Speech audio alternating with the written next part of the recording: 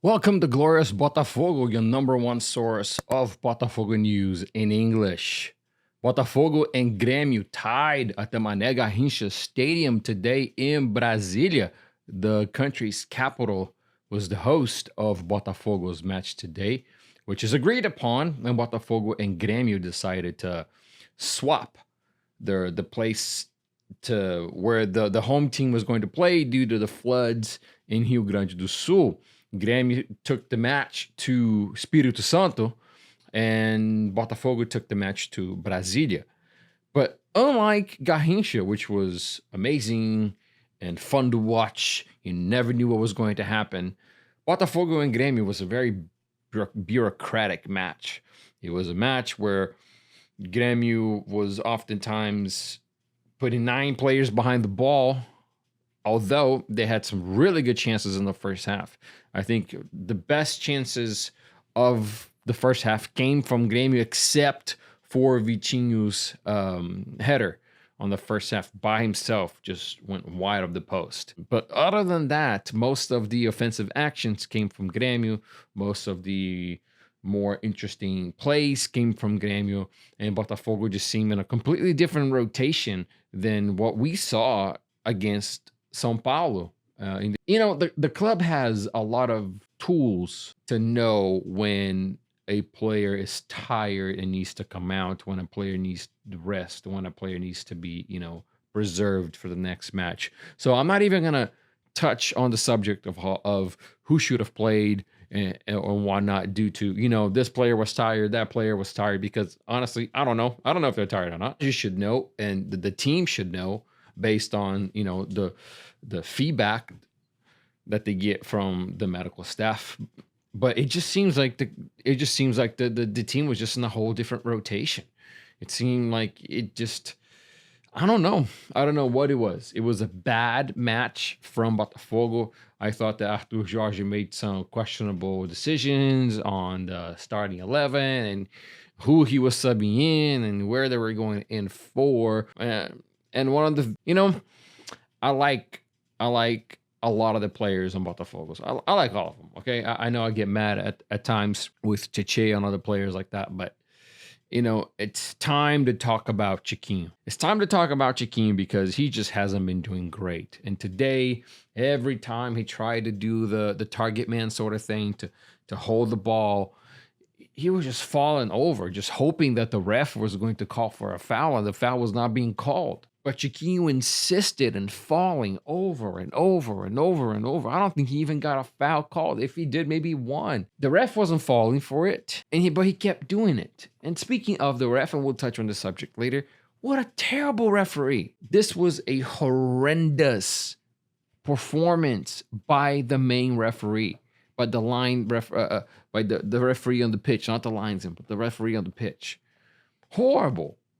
And that's because he gave a red card to one of Grêmio's players, which wasn't even supposed to be a red card anyways. Yes, I am defending Grêmio in this. It was not a red card. It was not a red card. If Alan had fouled Kahneman, however you want to say that, at the very end of the match, he could have given Alan a red card there. Alan tried. It would have been outside the box, but man, imagine if Grêmio had scored that goal.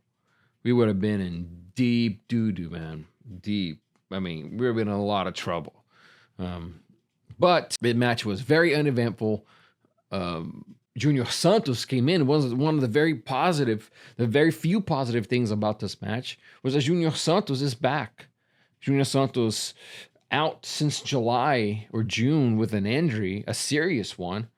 And he came in and showed that he can make a difference. I mean, he had 4 or 5 chances with the ball, right? On 2 of them, he created an outstanding opportunity, 2 outstanding opportunities.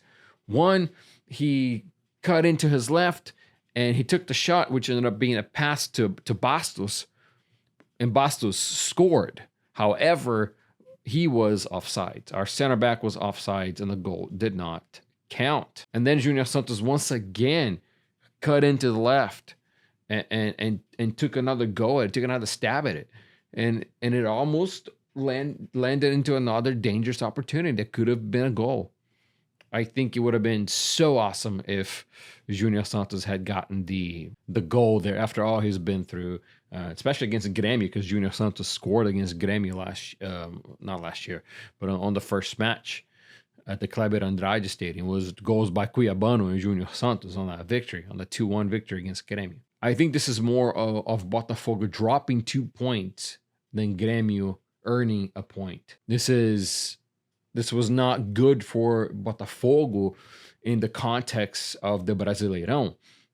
We are playing 2 tournaments. We're playing the Brasileirão, we're playing the Libertadores. We're in the Libertadores semifinal, and you can bet the Botafogo is going to focus on the Libertadores semifinal, which means that on the Brasileirão, we might not be at full strength. So dropping points like this is not ideal because second place is right behind with 56 points, and Botafogo is in first with 57.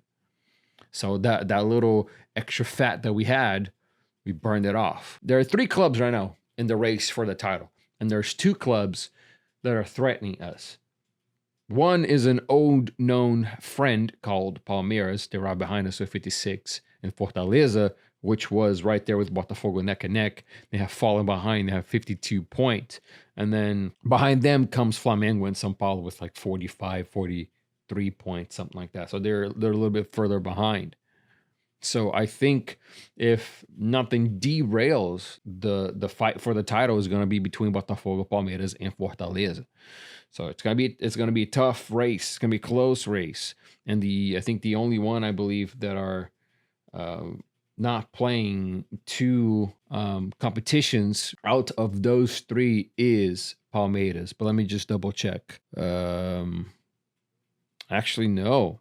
Fortaleza is out. So Fortaleza and Palmeiras are both just playing 1 competition. Yeah, because Fortaleza just got knocked out of the Sul-Americana Cup. They lost to Corinthians.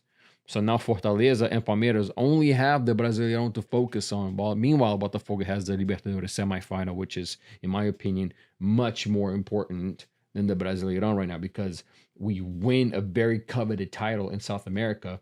We win a title. We put our name amongst the champions of the continent, and that is a title that Botafogo doesn't have yet, and it will be a great title to have, which also puts the club in the World Cup of Clubs competition that is happening in the U.S.